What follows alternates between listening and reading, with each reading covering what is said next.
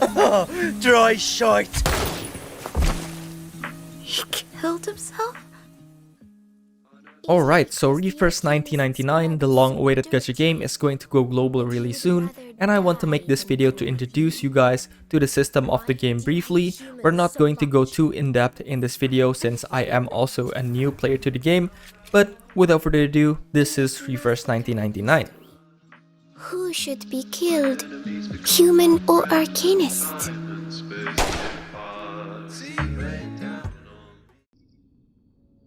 The most important thing in a gacha game is of course the characters, so let's talk about the character progression system in this game. In Refirst 1999, your character has 5 main contributing factors that decides their performance. The first one is of course their level, nothing much here. The second one is insight. Insight is basically awakening in another game. It enhances your character by paying a determined amount of materials, and it also increases your level cap. Next is Psy Cubes, or their weapon/equipment. The weapon in this game is purely free to play, so there's no weapon banner whatsoever, but instead you need to do stages that gives currency for you in order to buy these Psy Cubes in the shop. It's a pretty neat system in my opinion. The fourth one and the hardest one to upgrade is the character resonation. This is the most unique part about Refirst 1999 character system. The way the system works is that every time you upgrade your resonance, you are going to get a new puzzle piece that you can place. You only have a limited space to place these pieces, and each pieces gives you stats for your character. The last factor is the portray or dupe system in this game, so the more you get a certain character, the better it becomes. Nothing really special here, it's basically Constellation from Genshin Impact. Speaking of dupes, the PD system in this game is very similar to Genshin, so the PD are carried over between banner, and after every 70 pulls you will get a guaranteed 6-star character, which is the highest rarity character in the game, with the base chance of getting a 6-star with a 1.5% of getting them. And if you didn't pull the featured character on your first 6-star, the next one is guaranteed to be the featured 6-star. Now that we already covered the character progression system in this game, we have to talk about the stages or content that this game offers you.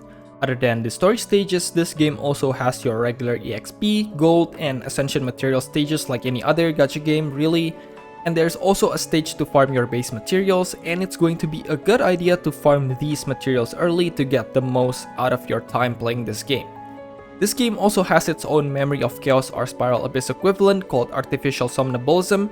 It works almost identically to Genshin's Abyss. After you clear the first 10 stages of the surface, you will unlock 6 more stages that resets every 15 days, and the stage is going to be your primary source of resonance material that we talked about earlier to upgrade your characters.